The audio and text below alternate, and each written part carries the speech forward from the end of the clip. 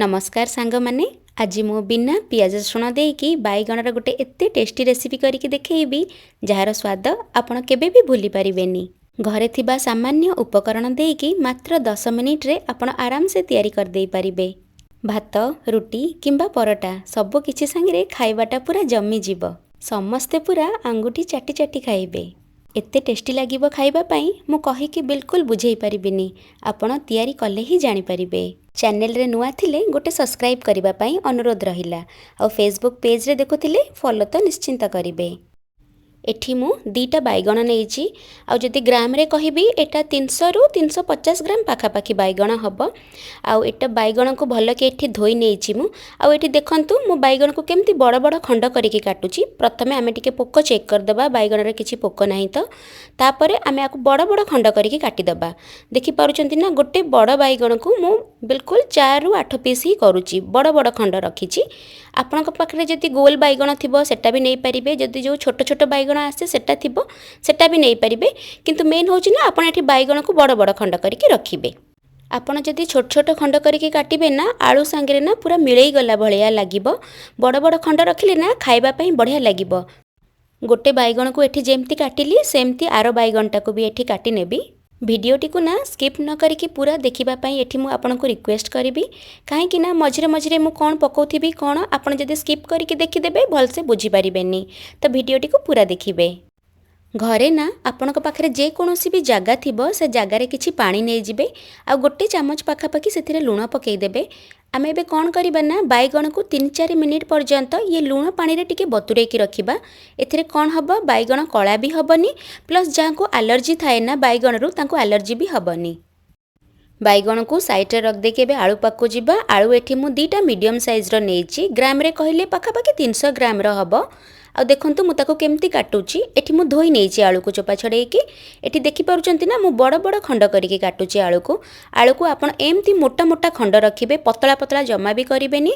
देखि पारुथिबे एठी वीडियो रे एमती मोटा मोटा खंड करिके आलू को आपण काटिबे। एमती लंबा लंबा साइज रो रखिबे आलू। काहे कि ना बैगण को भी आमे लंबा साइज रो रखिचे तो आलू को भी एमती लंबा लंबा रखिबा आ मोटा साइज रो रखिबा। बैगण को आमे जो लूण पानी रे पकेकी रखिथिले सेटा एबे मु काढी नेबी। आपण ए टिप्स टी को निश्चिंत फॉलो करिवे। देखिबे बैगण बिल्कुल कळा भी पड़िबनी। आ जाको एलर्जी थिबो ना से एलर्जी भी टिके कम हबो। तापरे सेम लूण पानी रे आमे जो आलू को काटिकी रखिथिले ताको एबे देई देबी। ताको टिके भी पानी रे टिके धोई नेबी। आलू को मु प्रथमे भी टिके पानी रे धोईकी ही काटिथिली। आ ये लूण पानी रे भी टिके खाली जस्ट धोईकी बाहर कर नेबी। एठी गोटे कढ़ई बसई नहीं कि सोरिष तेल मुझे दौची 5 रु 6 चामच बड़ चामच रे। आपण जदि चाहिए तो रिफाइन तेल रे मध्य करि परिबे जदि आपण ओसा व्रत रे करूथांती। किंतु सोरिष तेल रे तार टेस्टा बहुत भल आसीबो। तापरे तेल जते बेले एठी बहुत गरम हेई गला से टाइम रे मुझे आलू पकेइली। आलू ऊपर गोटे चामच पाखापाखी एठी मु लूण पकेई देली। आपण लूण सब बेले आपणक हिसाब रे पकेइबे। तापरे आलू को ना एठी हमकु पूरा लाल लाल करिके भाजियार अछि। सेति पई मु गैस रो फ्लेम को मीडियम टू टिके हाई रे रखिछि। तो आपण आलू को ना एमती लाल लाल करिके भाजिबे। एठी देखिकी तो जानी पारुथिबो आलू केते सुंदर भाजी हे जाईची। एबे सबु आलू को आमे तेलरु काढी नबा। चैनल रे जदि आपण माने नुआ थिबे ताले मु आपनको अनुरोध करिबी गोटे सब्सक्राइब टे करि दबा पई। आ एटा रोसेई कला परे ना मते कमेंट करिबा पई कि आपनको केमती लागिला ये आइटम टा। एठी आलू को काढ़िला परे ना सेम तेल रे मु एबे बैगण दे दोची। जदि आपनकर तेल कमी जाइथिबो ताले आउ 2 चामच तेल को देकी पुन टिके गरम कर देबे पूरा। आ गरम तेल रे बैगण पकेबे। आ बैगण भाजिला बेले ना हाई फ्लेम करथिबे नले बैगण ना कइंथा हे जिवो आ लाल भी हबनी। एठी मु गोटे चामच लूण दे देली आ अध चामच पाखापाखी हळदी गुंड दे देइची। एठी बैगण को आमे जेमती आलू भाजी थिले पूरा लाल लाल करिकी सेमती बैगण को भाजिबा। सेति पई फ्लेम को मु एठी टिके हाई रे रखिची। आपण भी सेमती टिके हाई फ्लेम करिकी भाजिबे। जदि लो फ्लेम रे रखिबे ना देखिबे बैगण जल्दी सिझी जिवो आ बिल्कुल भी रेड रेड हबनी। एबे देखिकी जानी पारुथिबे बैगण हमर केते सुंदर भाजी हे जाईची। एबे सबु बैगण को आमे काढी नबा। एबे सेम कढ़ई रे बड़ चामच रे 2 चामच पाखापाखी सोरिष तेल नहीं गली। तेल जेमती गरम हे गला एठी 2टा तेजपत्र देली। आ गोटे चामच पाखापाखी मुझे जीरा देइची। एसबू देले ना तरकारी बहुत बढ़िया बास्ना आसीबो। आउ एठी दीटा गुजराती को आपण एठी देखि पारुथिबे मु एठी केमति टिके हेमदस्तारे कुटी नेइची ताकि भलो तार फ्लेवरटा बाहरु बोली एटा को मु एबे तेलरे देई देली। आकु एमे 1 ରୁ 2 सेकेंड पई खाली टिके भाजी नबा जेमति गुजराती रो बढ़िया बास्नाटा आसी जिबा से पर्यंत। ये टाइम रे ना आपण गैस रो फ्लेम को ना लो रे रखिथिबे नले ये जो गरम मसला ना गोटा गरम मसला बहुत जल्दी पोड़ी जिवो। एठी मु 2टा मीडियम साइज रो टमाटर को एमती बड़ बड़ खंड करिकी काटिची ताकू एबे तेल रे देई देली। तापरे गोटे छोटो चामच रे अध चामच पाखापाखी एठी मु हळदी गुंड देई दउची। आउ ये टमाटर को ना जल्दी जल्दी भाजिया पई एठी मु अध चामच पाखापाखी लूण देई दउची। या पूर्वरु भी ना आमे लूण देइथिले सेतिपाई ना सबु बेले जेबे भी लूण पकाउथिबे ना लूण सब बेले कम पकाउथिबे काहेकि ना परे तो आमे टेस्ट करिके लूण को एडजस्ट करि परिबा किंतु प्रथम रो जदी लूण बेसी हे गला ना ताले आ किछि भी करि हबनी।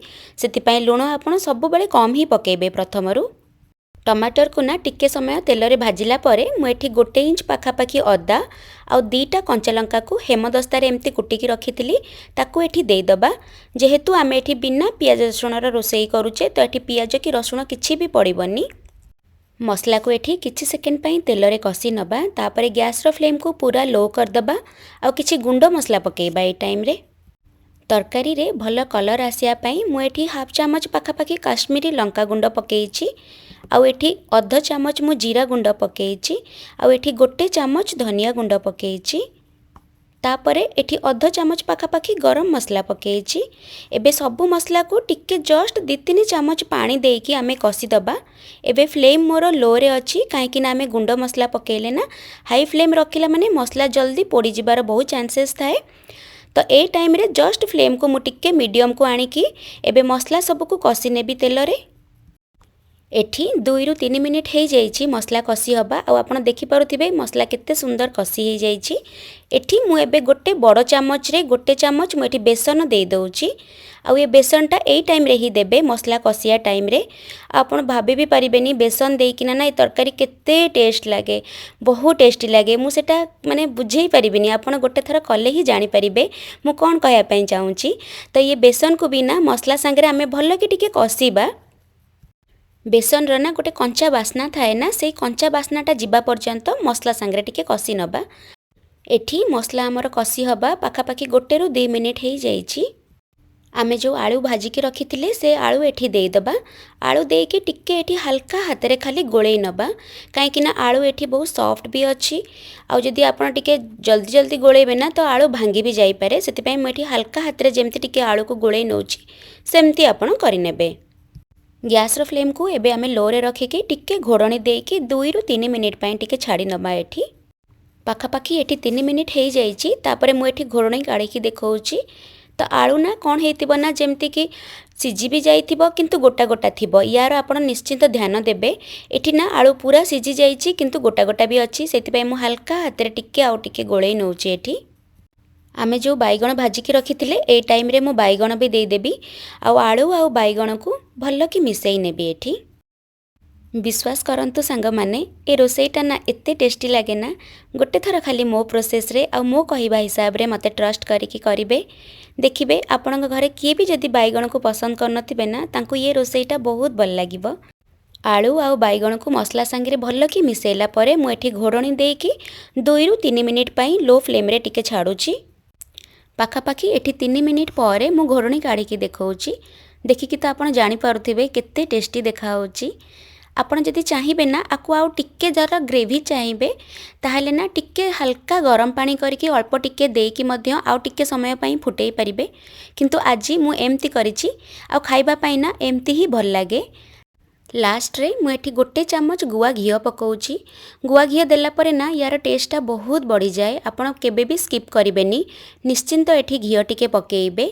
घियो पकेइकी आउ टिके एठी गोळा गोळी करदेली। जेमती मु आपनको कहिथिली ना आलूटा को टिके मोटा मोटा काटिबे। एठी आपण देखिकी जानि पारुथिबे आलू पूरा सिझी जाइछि किंतु गोटा गोटा अछि तो सेमती आपण करिबे। देखिकी लागुची ना बहुत टेस्टी आ सतरे बहुत टेस्टी। आपण थरे कले ही जानि परिबे मु आपनको कहिकी भी बुझेई परिबिनी कि केते टेस्टी लागे एटा। एथिरे आमे पियाज कि रसुण किछि भी देइने। जदि आपण सोमवार कि गुरुवार एमती साधा खाइबाकू पसंद करूथिबे ताले एइटा को गोटे थरा निश्चिंत ट्राई करिबे। लास्ट रे टिके खाली धनिया पत्र पकेइकी गैस रो फ्लेम को बंद करिबा आउ आमे आकु डिश आउट करदबा। ट्राए कला परे मते बिल्कुल भी भूलिबेनी कमेंट करिबा पई। मु आपनकर कमेंट रो अपेक्षा रे रहिली। मते निश्चिंत जणैबे केमती लागिला। जय जगन्नाथ।